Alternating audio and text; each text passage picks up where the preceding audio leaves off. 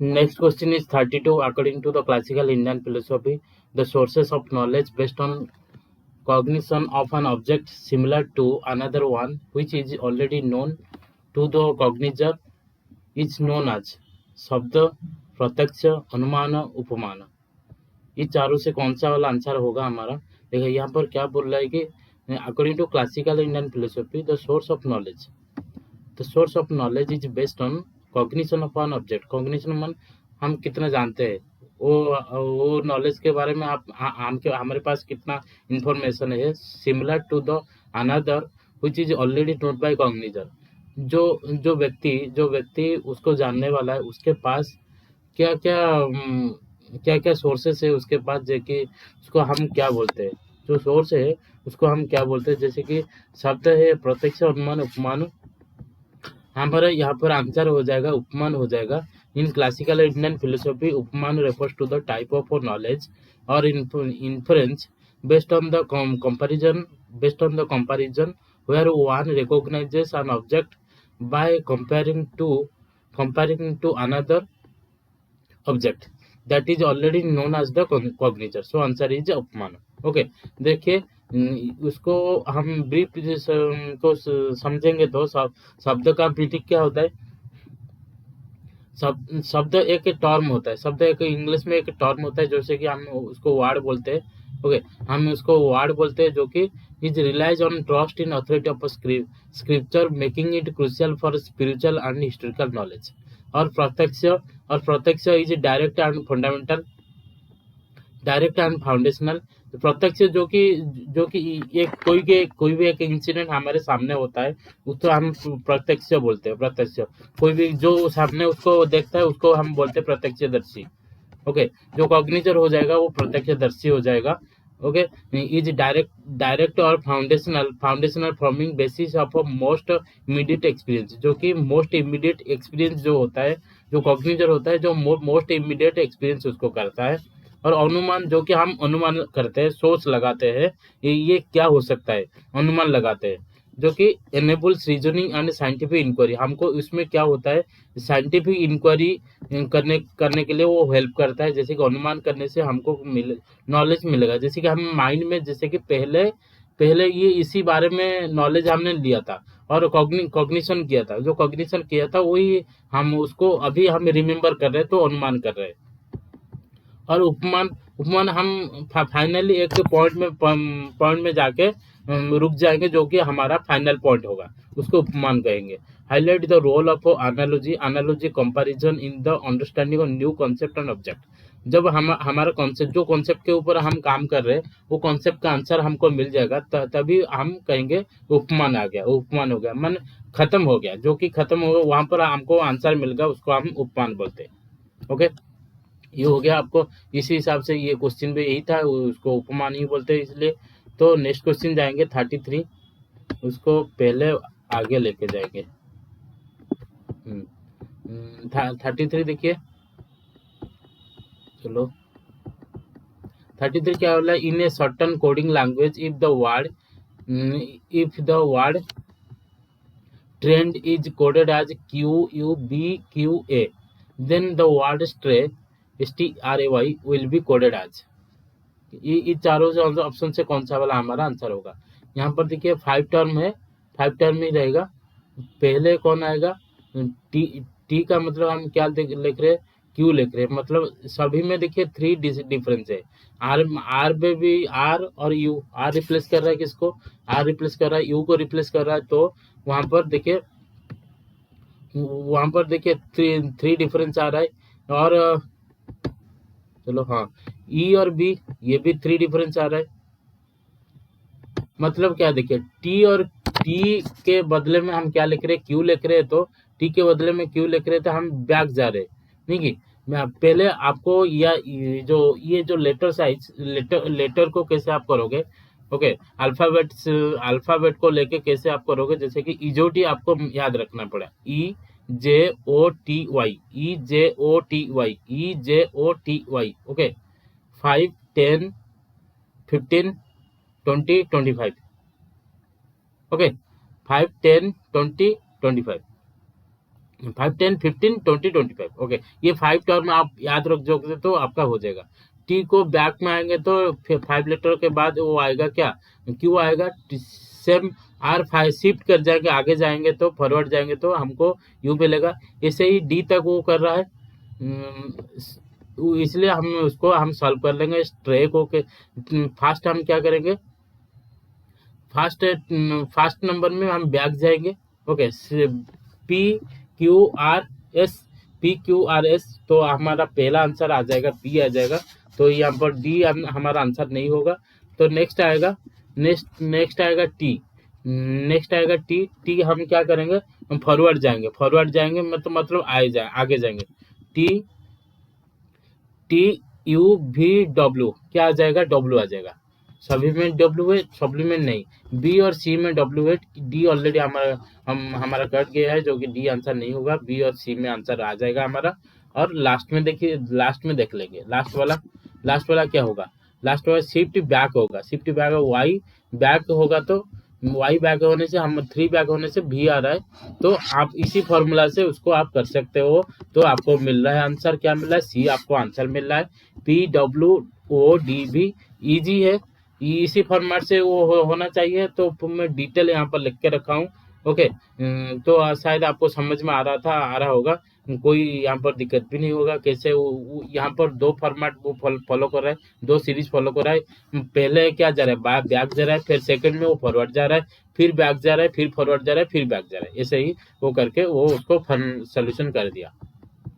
Next हम जाएंगे, next जाएंगे तो 34 जाएंगे। 34 में क्वेश्चन में क्या आ रहा है, identify the public sector universities from the following that have the highest number of collaboration with foreign universities: Indian Institute of Technology Kanpur, Indian Institute of Science Bangalore, Pondicherry University Pondicherry, Northeastern Hill University Shillong, Gujarat Vidyapeeth Gujarat। कौन सा वाला, identify the public sector university from the following, from the highest number of university collaboration.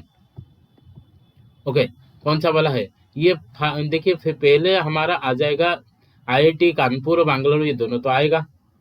Okay, ये भी कहाँ पर देख लीजिए, ये भी जहाँ पर है आपका आंसर मिल जाएगा, ये बी और सी। तो हमारा आंसर हो जाएगा, ये हो जाएगा।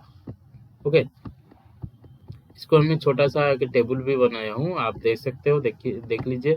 जैसे कि Indian IIT, one of the leading IIT in India, known for the it's strong collaboration with the foreign university. Indian institute of science Bengaluru, IIC, renowned for its global partnership in science and technology, particularly cutting edge research areas. Pondicherry University, A central with limited but growing international collaboration. तो हमारा answer already मिल गया है, ABC हमारा answer होगा, ये होगा हमारा answer. Next देखिए डी क्या बोल रहा है, North Eastern Hill University Shillong, NEHU, focus on regional cultural studies with fewer global partnership like IIT and IISc। Gujarat Vidyapith primary focus on Gandhian study and local initiative with minimal inter collaboration. तो ई तो हमारा नहीं होगा, जो ई है वो कट गया है, डी तो नहीं होगा, तो इसलिए हमारा एबीसी आंसर हो गया। नेक्स्ट देखिए हम 35 देखेंगे, उसको नीचे ले लेते हैं। ओके, अरे मैं क्या कर दिया, अरे इधर हाँ, हमारा मैच आ गया। देख फर्स्ट क्वेश्चन में क्या था, ये मदरबोर्ड BIOS CMOS HTTP, ये हमारा आंसर दे रहा है। इसको हम कौन सा लिस्ट 2 में उसको मैच करेंगे। लिस्ट 2 में क्या, स्टोर द डाटा। मदरबोर्ड का काम क्या होता है, मदरबोर्ड का काम क्या होता है, मदरबोर्ड काम में होता है allows processor and other hardware to function and communicate with each other. Motherboard का काम ये होता है। नो, ये तो ए का 2 हो जाएगा, तो ए का 2 कहाँ पर है, हमारा आंसर ए और सी में है। तो हाँ, बी और डी वो नहीं होगा, ये हो सकता है, ये हो सकता है, और कौन हो सकता है, और सी हो सकता है। ये दोनों से कोई एक आंसर हमारा हो जाएगा। तो बी का देख लेते हैं, तो हो जाएगा हमारा। बी का अंदर क्या होगा, BIOS, BIOS में मतलब वो एक OS है। OS कहाँ पर लिखा हुआ देखिए, यहाँ पर लिखा है stores the data time and system कॉग्निचर फॉर द BIOS। स्टोर कौन करता है? स्टोर तो CMOS का काम होता है, CMOS का काम होता है, जो कि store data such as time system cognition for the BIOS। तो सी का आंसर हो जाएगा, वो आई हो जाएगा। सी का आंसर आई हो जाएगा, ऑलरेडी ये यहाँ पर मेंशन है, तो हमारा आंसर सी हो जाएगा, ए नहीं होगा। तो हमको आंसर मिल गया। ओके, मदरबोर्ड का काम क्या होता है, यहाँ पर देख, इस साइड में देख लो, 35 में देखो, यहाँ पर इसको देख लो, हो जाएगा आपका motherboard. The motherboard allows processor and other hardware to function and communicate with each other as it is the central circuit board in a computer. BIOS installation and test the system hardware components and loads the OS when the computer is turned on. The CMOS stores data such as time and system configuration for the BIOS. HTTP is the protocol. HTTP is the protocol used to transfer the content of a web page in a web browser and a viewing. और आप लोगों को ये तीनों का full form comment में लिखना है। BIOS का CMOS है, HTTP का क्या चाहिए को फुल फॉर्म क्या है, वो आपको कमेंट में लिखना चाहिए, लिखना पड़ेगा। नेक्स्ट क्वेश्चन चलते हैं 36 क्या बोला, which of the following electronic technology is key technology for making the 4th generation electronic computer. Which of the following electronic technology is the key technology making 4th generation का technology करने के लिए कौन सा वाला हमको हेल्प कर रहा है? Transistor based,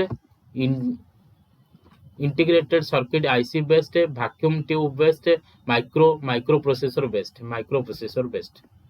okay, microprocessor, यहाँ पर आंसर होगा, देखिए यहाँ पर आंसर होगा the fourth generation of electronic computer is characterized by the users of microprocessors. क्या हो रहा है? Micro processor. तो आंसर हमारा हो जाएगा डी हो जाएगा। माइक्रो प्रोसेसर कौन सा वाला है? डी में लिखा हुआ है, तो आंसर डी हो जाएगा। which integrate the central processing unit CPU into a single chip, significantly reducing the size of cost of the computer। तो हमारा आंसर हो जाएगा डी हो जाएगा। ओके, नेक्स्ट क्वेश्चन चलिए देखते क्या दे रहा है।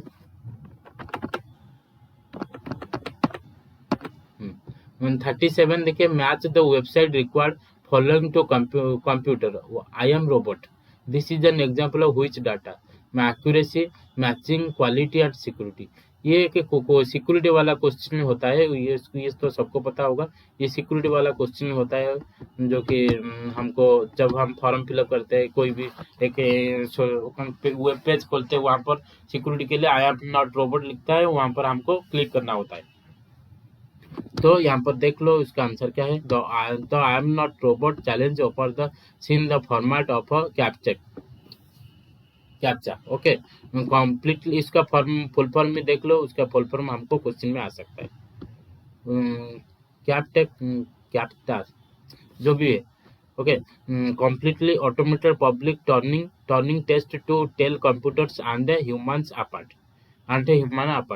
ये इसको मैम याद में रखो, उसका ये फुल फॉर्म हमको पूछ सकता है। Is used to verify that the user is a human and not a bot. User is a human not a robot. Robot लिखना था, मैं बोट लिख लिया। Okay, ROBOT, robot, not a robot. This relates to the issue of security, since it aims to prevent automated bots from the submitting from accessing sensitive information। तो हमारा ये security based question है, तो हमारा answer हो जाएगा D हो जाएगा, सिक्योरिटी हो जाएगा। नेक्स्ट देखो 38, the following are biogas.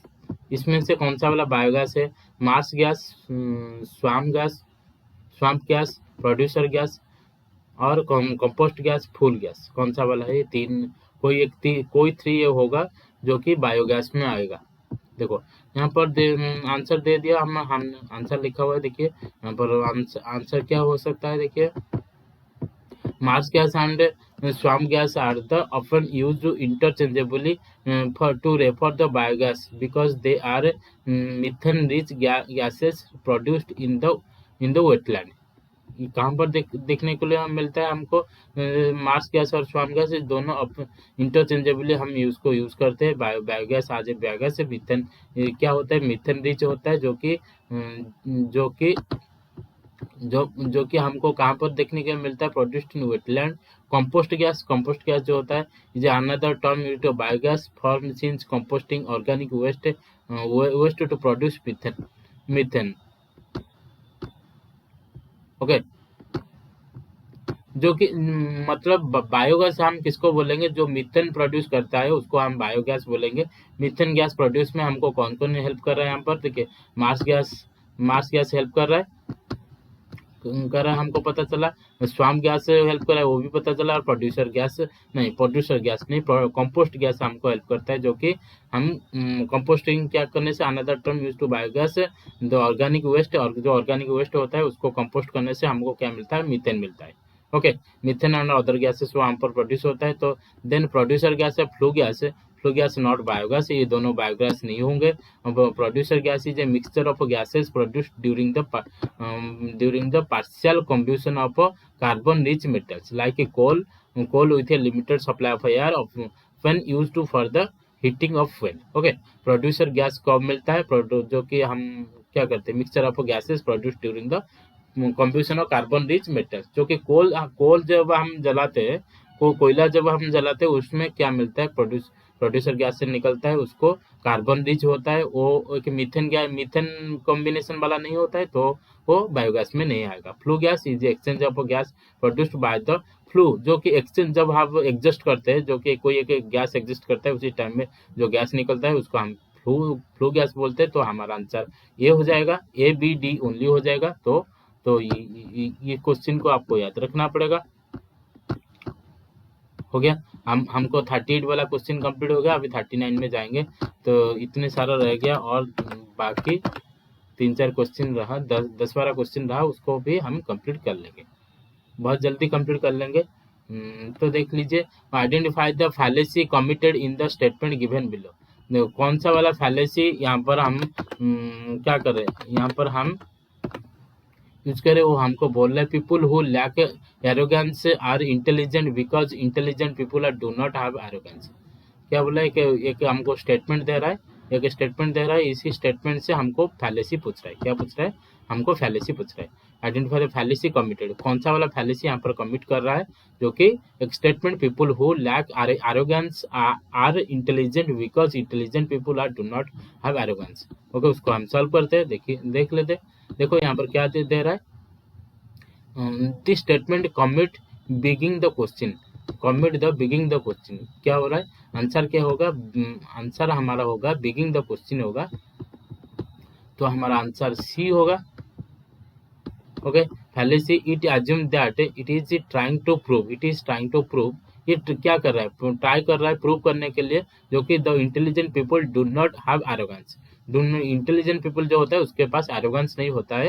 And this assumption is use to support the claim, ये क्या कर रहा है, सपोर्ट कर रहा है, जो क्लेम कर रहा है उसको सपोर्ट करने के लिए वो बोल रहा है। और use to assumption is used to support the claim that people who lack arrogance are intelligent। क्या बोल रहा है, जो जिसके पास इंटेलिजेंस नहीं है वो एरोगेंस होता है, जिसके पास इंटेलिजेंस होता है वो एरोगेंस नहीं होता है, ये उसका प्रूव कर रहा है। तो बेगिंग द क्वेश्चन इसका आंसर हो जाएगा।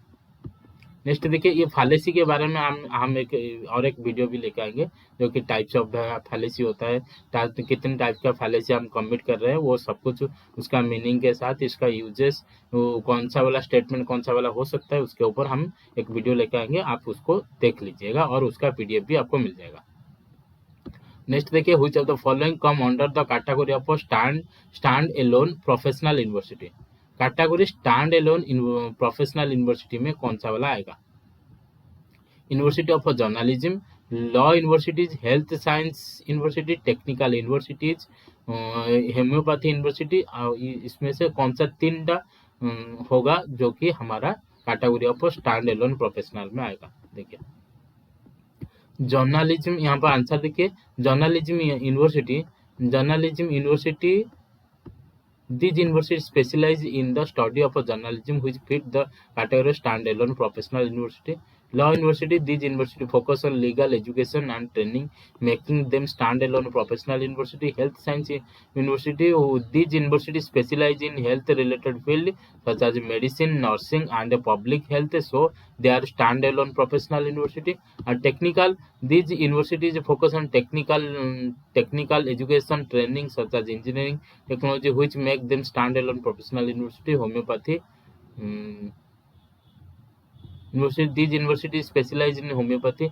इसका मतलब यहाँ पर जो 10 the law health science technology homeopathy university fit the education technical law health technical and homeopathy, ये चारों हो रहा है। और जर्नलिज्म क्या होता है? जर्नलिज्म नहीं होता है शायद, मेरे को नहीं लगता, ये शायद मैंने यहाँ पर गलत लिख लिया है, फिट नहीं होता, क्योंकि जर्नलिज्म हमारा के कोई स्पेशलाइज यूनिवर्सिटी, हाँ यूनिवर्सिटी तो है, गवर्नमेंट सेंट्रल गवर्नमेंट का यूनिवर्सिटी तो है, फिर भी ये क्वेश्चन में थोड़ा सा मेरे को डाउट लग रहा है, क्योंकि ये सब कुछ तो लग रहा है कैटेगरी वाला स्टैंड अलोन। और जिसको पता है इस क्वेश्चन का आंसर आप लोग कमेंट में लिख सकते हो। ओके, कौन सा वाला होगा? मेरे को लगता है तो सब कुछ होगा, तो इसी हिसाब से मैं यहाँ पर तो आंसर तो लिख लिया, डी लिख लिया, BCD होगा। ओके, मैं तो आंसर लिख लिया BCD होगा, बट CDB होगा, ये मेरे को मिल रहा है। ओके, आंसर होगा BCD होगा। तो आप लोग किसको पता है वो आप उसको कमेंट में लिख सकते हो। Identify the non parametric test used in the statistical analysis. कौन सा वाला यहाँ पर नॉन पैरामीट्रिक टेस्ट है? ये बहुत इजी क्वेश्चन है। का स्क्वायर टेस्ट है, यू टेस्ट है, एच टेस्ट है, और क्या रह गया? U test. ओके, का स्क्वायर टेस्ट है non parametric test use to examine the whether there is a significant association between category variable. हमको क्यों यूज कर रहे हैं? Test the examine the whether significant association between variables. Okay, हाँ, next देखो, U test is a Manhattan U test, इसको full form को पता होगा। यू टेस्ट को हम मैनहट्टन यू टेस्ट बोलते हैं। जे नॉन पैरामीट्रिक टेस्ट, ये भी नॉन पैरामीट्रिक टेस्ट है। ओके, और एच टेस्ट इज क्रुस्कल वाली एच टेस्ट, इसको ये भी एक अनदर नॉन पैरामीट्रिक टेस्ट है। और T test is a parametric test, ये पैरामीट्रिक टेस्ट में जाएगा टी टेस्ट। और two use to compare the means between two group, तो उसका मतलब हमारा हो जाएगा का square test, U test, H test, ये हमारा हो जाएगा। ये VC हमारा आंसर हो जाएगा। तो ये भी कहाँ पर है वो हमारा आंसर हो जाएगा। तो answer A and B। Okay, A and C तो नहीं दिया है, तो A एंड B हमारा आंसर हो जाएगा। Choose the correct format. A and B is the Manhattan test, Kruskal Wallis test है, ये दोनों का स्क्वायर और का square test is non parametric test होता है। तो नेक्स्ट देखो 42 क्वेश्चन नंबर आंसर। चलिए, यहाँ पर बोल रहा है कि which of the following proposition can not both be false, then though they can both be true, they both can be true, but okay, कौन सा वाला प्रोपोजिशन हम क्या पूछ रहे थे? देखिए, कौन सा वाला proposition can not be both false नहीं होगा, बट बोथ भी ट्रू हो सकता है। कौन सा वाला स्टेटमेंट हम बोल रहे हैं? पहले से हम स्टेटमेंट को डिस्कशन किए थे, इसी क्वेश्चन को शायद वो डाला था। हाँ, दो बार वो, ये 3 बार डाल रहा है। ओके, जो कि स्टेटमेंट को हम 4 टाइप को डिवाइड करते हैं, AEIO। तो यहाँ पर क्वेश्चन देखो, फर्स्ट वाला, ऑल काउज आर हर्बीवरस, क्या देख रहा है यहाँ पर? देखो, all cows are herbivorous, this is universal affirmative statement. B में क्या दे रहा है? नो काउज आर हर्बीवरस, मतलब दे रहा है यूनिवर्सल नेगेटिव। ये क्या यहाँ पर क्या बोल रहा है? यूनिवर्सल नेगेटिव बोल रहा है। और सी में some herbivorous are cows, this affirmatively statement with is, इसको हम क्या बोलते हैं? उसको हम अफर्मेटिव स्टेटमेंट बोलते हैं, which means some members of the category herbivorous are also category cow. Okay, Then next is some cows are not herbivores. This is a particular negative statement. This is a particular negative statement. Is a particular affirmative, a particular negative. Some cow means वो है particular affirmative, a particular negative. Meaning there exists at least one cow is not a herbivore. तो हमको क्या मिला, correct answer क्या होगा, ए और सी होगा. ए और सी होगा, जैसे कि A and B can not be both be false. A and B statement जो दो स्टेटमेंट ए और B can not be both be false. If all cows are herbivorous then no cow can be herbivorous. No cows can be herbivorous B. Therefore, one of them must be true if the other is false. इस दोनों से कोई एक true होगा तो कोई एक false होगा. तो सी देखो, सी और डी में both are true at the same time. Both are true. Some herbivorous are cow, some cows are not herbivorous. Both are true. Okay, यहाँ पर कोई एक ट्रू होगा, कोई एक फॉल्स होगा. सी और डी में कोई एक ट्रू होगा, दोनों ट्रू होंगे. Okay, some cows are not herbivorous, both with can be true. Okay, तो आंसर आंसर हो जाएगा ए एंड सी हो जाएगा. आंसर समझ में आ रहा होगा शायद. ओके, आंसर आपका हो जाएगा कौन सा वाला, आंसर हो जाएगा डी. ये नहीं, दोनों नहीं. ओके, डी आपका आंसर हो जाएगा. ए एंड सी, क्योंकि ये फुल्ली क्या हो रहा है, ये हो रहा है. हमको क्या पूछ रहा था, can not be both false और they can both be true. Okay, next देखो 43. Identify the correct order of the following information about a research article according to FPA style. Identify the correct order of the following information about a research article according to the FPA style written journal. FPA style वाला हमको पूछ रहा है journal article reference कैसे होता है. Volume number, year, DOI, title, article, name of the journal. देखो DOI हमेशा एंड में आएगा. ओके, DOI हमेशा एंड में आएगा. सी को लास्ट में जो होगा, ये दोनों से हमको आंसर मिलेगा. बी और डी से कोई एक आंसर होगा. B, year of publication first आएगा. जो एफए स्टाइल होता है, ईयर ऑफ पब्लिकेशन फर्स्ट आता है. फर्स्ट ईयर ऑफ पब्लिकेशन आता है, फर्स्ट बी आएगा. तो आंसर हमारा हो जाएगा, हमारा आंसर हो जाएगा बी हो जाएगा. देखिए एपी स्टाइल में यहाँ पर देख लीजिए, एपी स्टाइल का रेफरेंसिंग कैसे लिखा जाता है. First year of publication, second title of article, third में आएगा नेम ऑफ जर्नल, और नेक्स्ट आएगा वॉल्यूम नंबर और DOI, लास्ट में आएगा DOI. तो आंसर हो गया. So there is a title, so B is the answer. हमारा आंसर क्या हो जाएगा, बी हो जाएगा. BDEAC हमेशा याद रखना, DOI हमेशा एंड में आता है और ईयर फर्स्ट में आता है. ये एक जनरल प्रोसेस है, ये जनरल प्रोसेस में भी ऐसे ही आएगा, उसको याद रखना. हमारा स्टाइलिंग जो जनरल स्टाइल बहुत सारा होता है. AP होता है, MLA होता है, अमेरिकन स्टाइल होता है और हार्वर्ड स्टाइल होता है. ऐसे ही बहुत सारा स्टाइल्स होता है. सबके बारे में एक छोटा सा मैं वीडियो भी डाल सकता हूँ, उसके ऊपर हम काम करेंगे. नेक्स्ट देखिए 44. Which of the following true about pyrolysis? Pyrolysis के बारे में कौन सा वाला ट्रू है वो हमको पूछ रहा है. It produces less air pollution than complete inclination. It is done in the presence of oxygen instead of oxidation. A complex series of decomposition and other chemical reaction takes place. Pyrolysis many times generates useful materials. Pyrolysis is a high temperature thermal process and alternative to inclinations. Choose the correct answer from given. Okay, देखिए यहाँ पर it produces less air pollution then complete combustion. First option दे रहा है, उसका meaning क्या है, ये ट्रू होगा. तो ये ट्रू होगा. Pyrolysis generally produces fewer pollutants. True होगा. Pyrolysis generally produces fewer pollutant then the complete combustion inclination as the process happens in an oxygen starved environment. It is done in the presence of oxygen. False, ये false होगा. ये true नहीं होगा, तो हमारा B नहीं होगा answer. ये होगा answer true about pyrolysis. Pyrolysis is performed in the absence of presence of oxygen. It is done in the presence of oxygen. Oxygen जब होता है उस टाइम पर वो पायरोलिसिस नहीं होता है।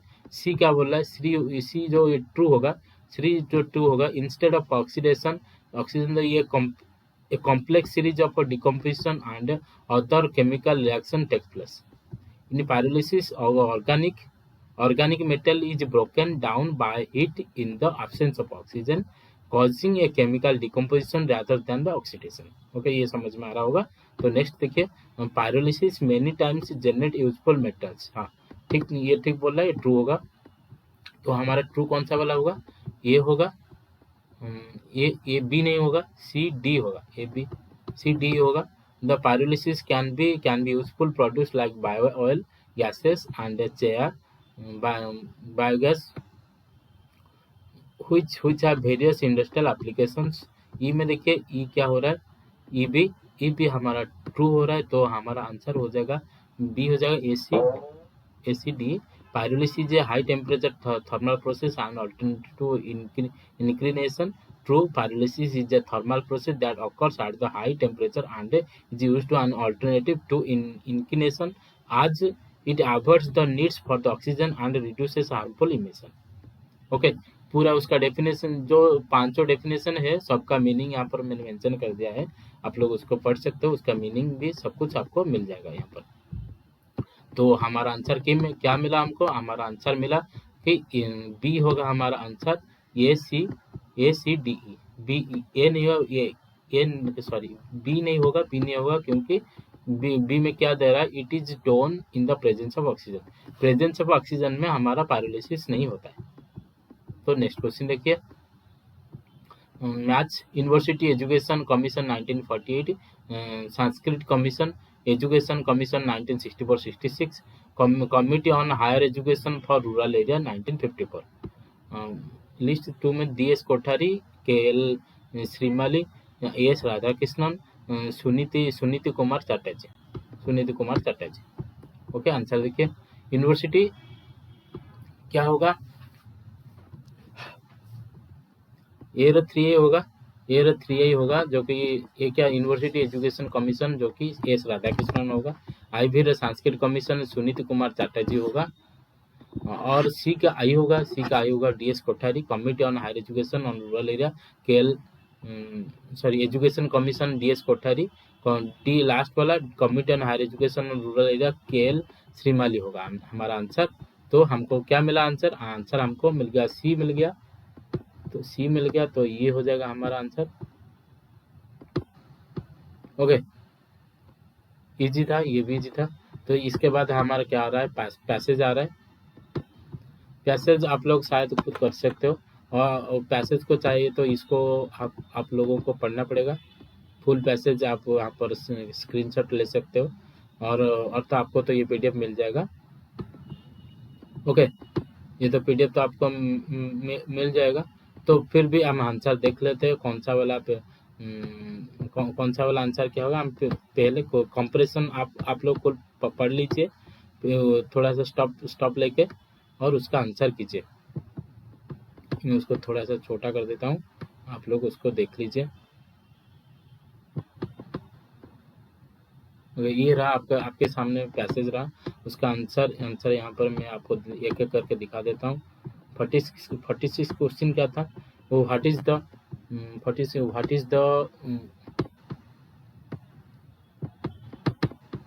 क्या हो रहा है,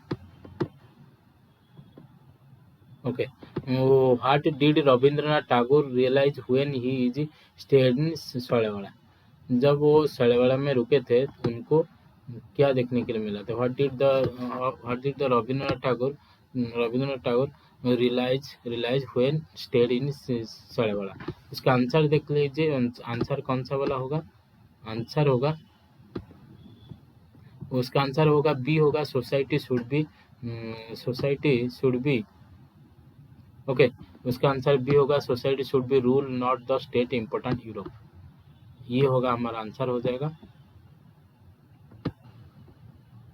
ओके, तो नेक्स्ट देखिए, एम ऑफ आश्रम सम्मेलनी वाज 47 क्वेश्चन। एम ऑफ आश्रम सम्मेलनी वाज सी होगा आंसर हमारा, सी होगा हमारा answer. to look after the functioning of our schools with a body of elected students and teachers in the changes. Last वाला 48 वाला क्वेश्चन क्या बोल रहा है? 48 वाला क्वेश्चन क्या बोल रहा है हमको? What is the principle what a principle did Rabindranath Tagore apply to Sriniketan rural development program? कौन सा वाला वो प्रिंसिपल अप्लाई किए हैं? वो कौन सा वाला? पे आंसर सी होगा, जो कि equal respect participation and distribution of wealth है। The main aim of Shantiniketan can be stated as कौन सा वाला? सी हो, 49 सी होगा आंसर। 49 सी होगा, जो कि to emphasize on culture that was Bengali और Indians as significant to the modern world. Last वाला क्वेश्चन देख लीजिए, 50 वाला। हाउ ऑफन डिड द आश्रम सम्मेलनी मीट? आश्रम सम्मेलनी वो ये शायद मैंने पढ़ा था, ये ट्वाइस ए मंथ होगा आंसर। उसका आंसर सी डी होगा, जो कि याद में अभी था मेरे को। ये होगा answer twice a month. Okay, ये आपका एक सेट कंप्लीट हो गया, जो कि था यूजीसी नेट सितंबर 4 का शिफ्ट 1 था। और ये रहा शिफ्ट 2 वाला क्वेश्चन, आपको ये भी मिल जाएगा पीडीएफ में। ओके, ये भी आपको पीडीएफ में मिल जाएगा। तो ये आप लोगों को रिक्वेस्ट है कि हमारा चैनल ज्वाइन कीजिए, और हमारा चैनल यूजीसी नेट शरत एजुकेशन चैनल ज्वाइन कीजिए, उसको लाइक कीजिए, शेयर कीजिए। और आप लोगों यहाँ पर बहुत सारा पीडीएफ मिलेगा, और प्रीवियस क्वेश्चन भी मिलेगा, और सारा प्रैक्टिस क्वेश्चन कुछ मिलेगा, और थ्योरी चैप्टर भी मिल जाएगा। तो धीरे धीरे आप लोगों के लिए मैं लेके आ रहा हूँ। ओके, थोड़ा सा तो टाइम तो लगता है, और बहुत जल्दी आपको अच्छा वाला वीडियो भी मिलेगा। ये थोड़ा शायद मेरे को लग रहा है थोड़ा सा डाउन था, तो फिर भी ये मेरा पहला वीडियो था। तो आपके लिए पहला वीडियो मतलब ये हिंदी में मेरा पहला वीडियो है, जो कि थोड़ा सा कंफ्यूजिंग हो रहा है शायद, मेरे को लग रहा है। तो आप लोगों के लिए धीरे धीरे मैं अच्छा करने के लिए कोशिश करूँगा।